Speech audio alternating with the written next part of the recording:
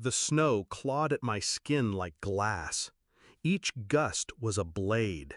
Each step, agony.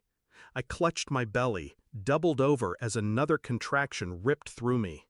My screams vanished into the blizzard. No one came. No one opened. Door after door, fist after fist.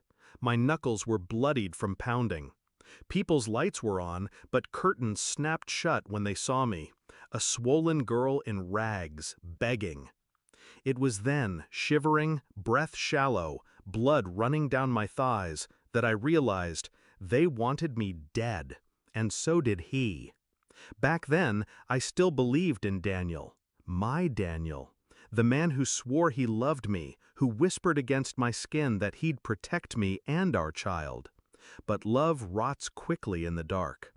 The first clue came with his late nights, the second with his sudden distance, his silence when I asked about money. The third was undeniable. His mother smirk when she told me, almost gleefully, that I was never supposed to carry his child, that I was only ever a mistake to be erased. I asked him once, trembling, if it was true. He didn't deny it. He just turned away. From that moment, I knew. They weren't waiting to build a family. They were waiting for me to collapse. And on that storming night, when Daniel had gone on a trip and his family locked their doors against me, their plan nearly worked. I was on the edge of death when a door finally opened. A flicker of warmth spilled into the storm. An old woman stood there, frail, hunched, but with eyes sharp as knives. She pulled me inside, her hands cold yet steady. I expected kindness, pity, but instead she whispered, "He did this to you, didn't he?" Her words cut deeper than the frost. She knew. She told me everything as she stoked the fire. Daniel wasn't just avoiding me. He was already engaged to another. A deal arranged months before, for power, wealth, and name. I was just the foolish detour, the mistake to be erased before it spoiled his perfect story. The old woman? She wasn't just a stranger. She had been his father's mistress years ago, abandoned, betrayed. She had lived through the same fate Daniel's family had written for me. But unlike me, she had survived.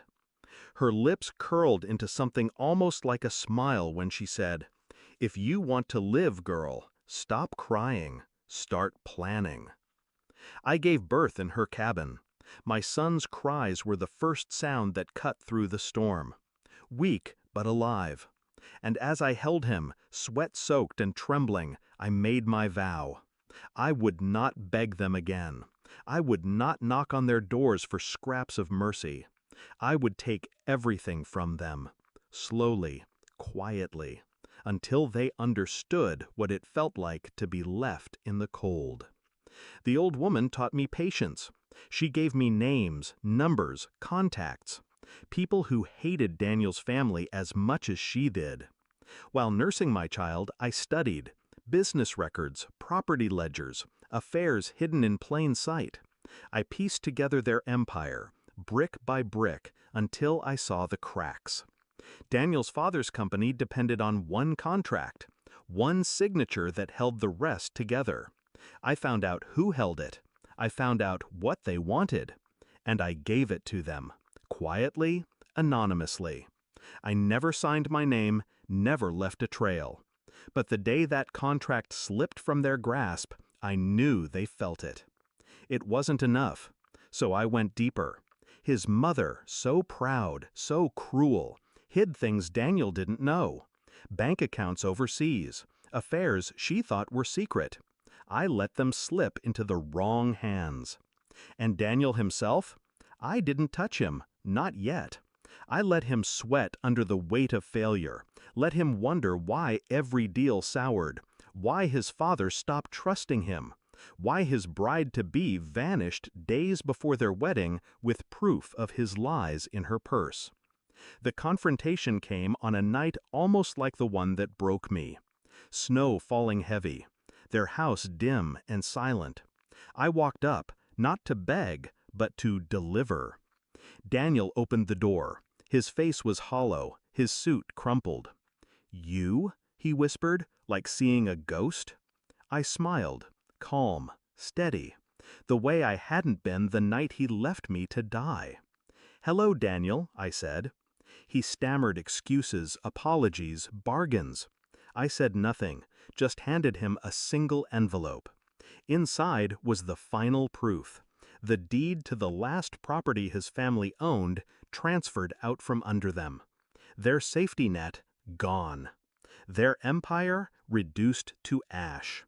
I watched his hands shake as he read, watched the color drain from his face. "Why?" he whispered. I leaned in, so close he could see the frost in my lashes, the calm fire in my eyes.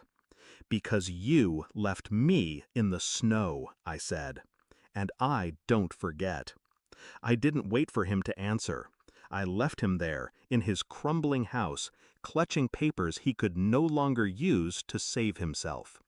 And as the wind swallowed me again, I didn't feel cold anymore. I had carried life through death. I had turned pain into fire.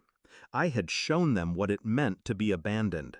Then I left them with nothing but the storm. People call it revenge. I call it survival.